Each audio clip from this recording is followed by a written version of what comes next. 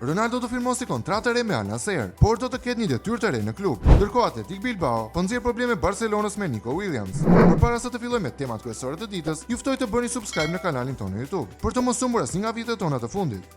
Cristiano Ronaldo është shumë pranë rinovimit të kontratës me Al Nassr, edhe për 2 vite të tjera. Ai pritet të fitojë 200 milionë euro në sezon, duke mbetur lojtari më i paguar në botë. Por ajo që bie në sy këtë herë është se marrëveshja e re përfshin dhe 5% të pronësisë së klubit, çka tregon rolin gjithnjëherë më të madh të Ronaldos, jo vetëm si futbollist, por edhe si figurë vendimarrëse brenda strukturave të klubit. Nga ky sezon veror, portugezi do të ketë një ndikim të drejtpërdrejtë në vendimet sportive të Al Nassr. Do të marrë pjesë në zgjedhjen e trajnerit të ri, në strategjinë e merkatos, në lojtarët që afrohen apo largohen. Paraprakisht, Ronaldo po shndërrohet në një lloj drejtori teknik në fushë, duke ndërtuar ekipin sipas filozofisë së tij dhe duke u bërë pjesë thelbësore e së ardhmes së klubit arab.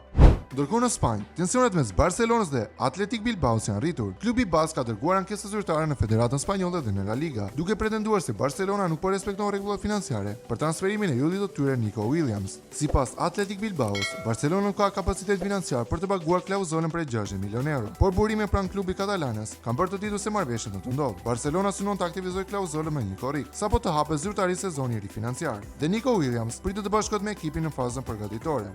Milani është shumë pranë riserimit të Samuel Erici nga Torino për një shifër rreth 25 milionë euro me bonuse, ndërsa kanë shtuar presionin për Ardon Jasharin, duke i bërë një ofertë re 32-33 milionë euro Club Brugge. Ndërkohë një tjetër lajm vjen nga Granit Xhaka. Marrëveshja mes mesfushërit dhe Milanit është arritur, por klubi nuk ka gjetur ende gjuhën e përbashkët me Bayer Leverkusen, që nuk është gati ta lëshojë lojtarin pa negociata të forta.